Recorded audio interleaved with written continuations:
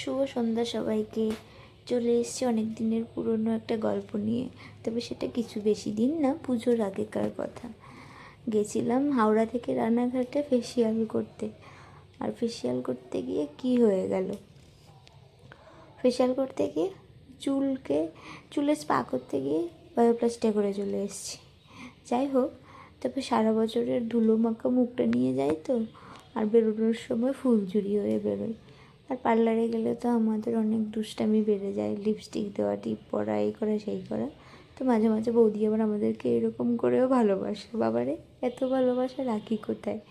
যাকে খুব মজা হয়। আর এইখানে ফুলন দেবী একদম চুল নিয়ে বসে গেছে। যাই হোক, পুজো বলে কথা, সাজবে না সেটা তো আর হতে পারে না। ফুলুদি, আমি, বৌদি সবাই মিলে সেই দিন কিন্তু খুব মজা হয়েছিল। তবে ভিডিওটা আমার অনেক দিন আগে ছাড়ার কথা ছিল। যাই হোক, দেরি হয়ে গেছে। তবে বৌদি আমার চুলে কী ক্রিম ইউজ করলো সেইটা একবার দেখিয়ে দিল।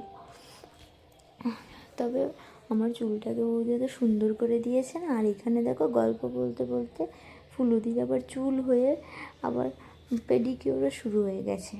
যাই হোক, ফুলুদির পেডিকিউর করতে করতে আমাদের গল্প হতে হতে আমার চুলটা কিন্তু বৌদি ভীষণ সুন্দর করে দিয়েছে।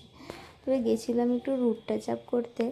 তবে নেক্সট টাইম যাবো আবার রুট টাচ আপ করানোর জন্য, কেননা প্রচুর গ্রে হেয়ার হয়েছে তো। যাই হোক, সবাই ভাবে কি গ্রে হেয়ারটা হওয়া বলে অনেক বয়স হয়ে যাওয়া, তবে সেটা না। এখন অল্প বয়সেও গ্রে হেয়ার হয়ে যায়। তো সেই গ্রে হেয়ারটাকে ঠিক করানোর জন্য বৌদির কাছে আবার যাব হাওড়া থেকে রানাঘাট, রিঙ্কু বৌদির পার্লারে।